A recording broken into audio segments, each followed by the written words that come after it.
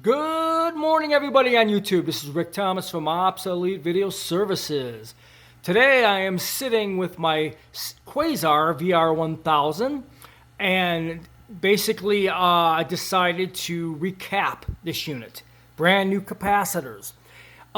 It did do a major improvement on the color playback and various different things. I do have a big job to do with this machine. And actually, I might even redo the soap opera tape that came with this machine. Anyways, I wanted to improve the color and improve the tracking and various other issues that's wrong with this unit. And just got done doing a lot of recapping. Some caps, you don't really have to change depending how old they are and how bad they are. But this thing had a lot of issues, and I just got done doing all the mechanisms and various different things on this unit. All right, let's get into this real fast.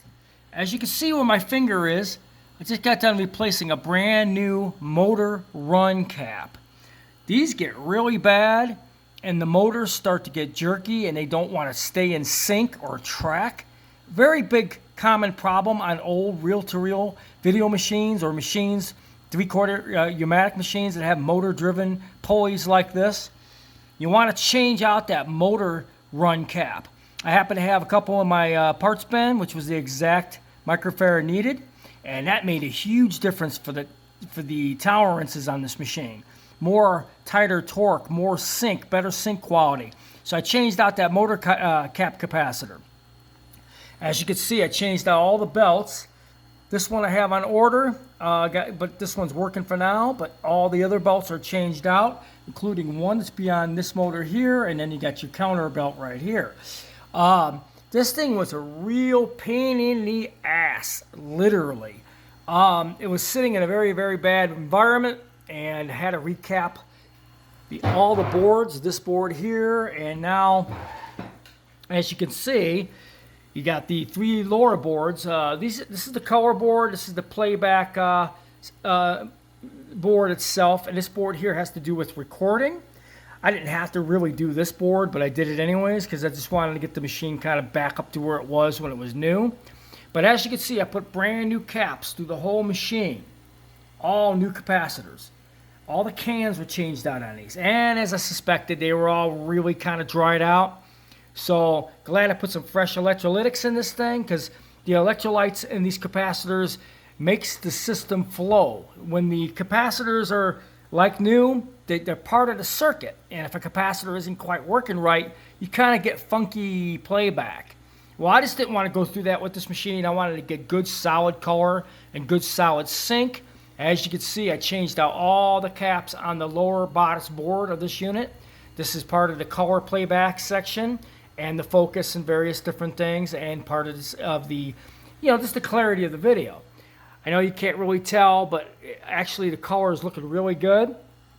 Then on top of it, like I said, I did all the belts and just doing some once over on this machine. I want to be one and done, so I don't have to come back to this machine and fix something if something goes out on it. So I said, screw it. It's not that many capacitors. Just change it out and do all the settings on this and be done with it. Very simple. Took me about 45 minutes. Had all the capacitors in my little capacitor bins. As you can see, I have thousands of capacitors to choose from. So I was able to change out all the capacitors and get it done. The only reason I went through this level on this particular machine is because this is a VR-1000, a very, very rare machine. Most of them don't really work right. And when you do find one, they need a complete overhaul. It's the only reason I went to the extent of the capacitors on this machine. And here's an example of this behemoth of a machine. Look at the size of this cartridge. The take-up spools are humongous. They're huge. This is a very, very big cassette, as you can see. Incidentally, this has got news on it. Doesn't have JAWS on it, so it's going to be some pretty cool early news footage that I'm going to be posting soon. But as you can see, this is a giant, giant cassette. One-off machine. Quasar is the only one that really put out the model for this. And you can find some great stuff like this, like horror movie horror host, news stuff, kids shows, you name it. This is a prime candidate for that type of stuff because this is like the mid 70s, 75, 76. And that was a prime time for these type of programs. So this is another good candidate for finding movie horror hosts, TV children's shows, baseball games, you name it. They're going to be on tapes like this because this was able to do 2 hours on a 2-hour speed, which is really good because you're able to record a 2-hour program. So finding TV programs on these gigantic cassettes, this is a very good machine to look out for, because if you're collecting vintage video like I do, you want to have the arsenal of machines to be able to do these tapes. And I don't want to half-ass anything. If I'm going to do it, I'm going to do it right. Everybody knows out there what I do, and they know if my stuff's going to be done, it's going to look good. I'm not going to sit there and screw around with crappy-ass machines. So as you can see, guys, I rebuilt this machine, literally. All new capacitors, all new belts, and fixed the carriage, fixed the rubber parts, put a brand new motor run capacitor, and I'm going to change out one other little thing, but this machine is ready for a slew of vintage 70s television programming. Can't wait to get to work on some of these tapes. Hope you enjoyed this video.